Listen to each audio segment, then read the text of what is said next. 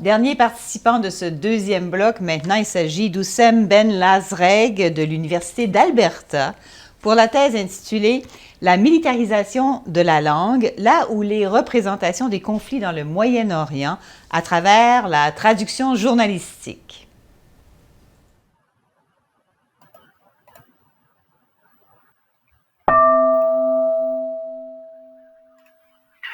Tout a commencé par une vague de révolution.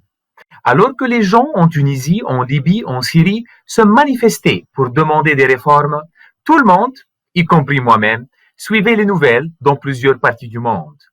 Regarder les médias, traduire et couvrir les événements m'a souvent laissé déconcerté. Plusieurs médias construisaient des récits qui correspondaient à leur idéologie et à leur politique. Par exemple, dans l'un de ces articles traduits, pourquoi France 24 a-t-elle qualifié Khalifa Haftar de maréchal dans la version de départ en anglais, alors qu'elle a utilisé l'homme fort de l'Est libyen dans la version traduite en français?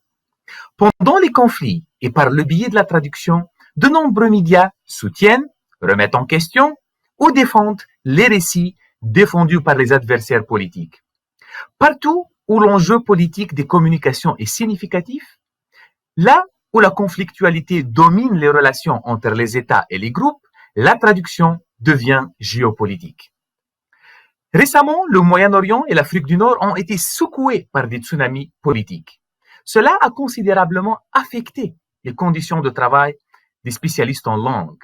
En particulier, les traducteurs journalistiques sont devenus de plus en plus politisés, tandis que les textes traduits sont façonnés pour convenir aux lignes éditoriales des médias ainsi que leur positionnement idéologique. Cela comporte des risques significatifs de recevoir des informations déformées. Dans ce contexte de conflit médiatisé et mondialisé, plusieurs questions méritent une attention particulière. Par exemple, quels sont les outils traductologiques utilisés par les traducteurs pour transférer les communications? Comment les médias représentent-ils les conflits et les belligérants à travers la traduction?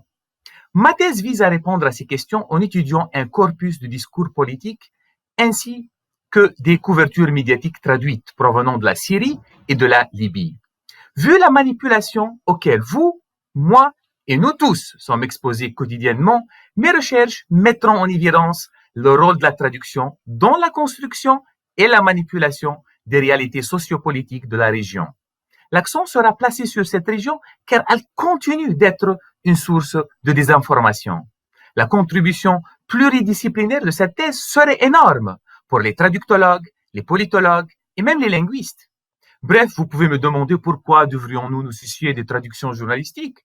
Eh bien, je vous laisse avec cette citation de l'écrivaine Evita Ochal.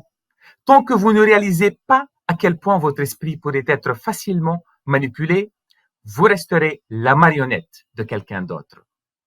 Merci. Citation choc en terminant. Merci beaucoup, Oussem.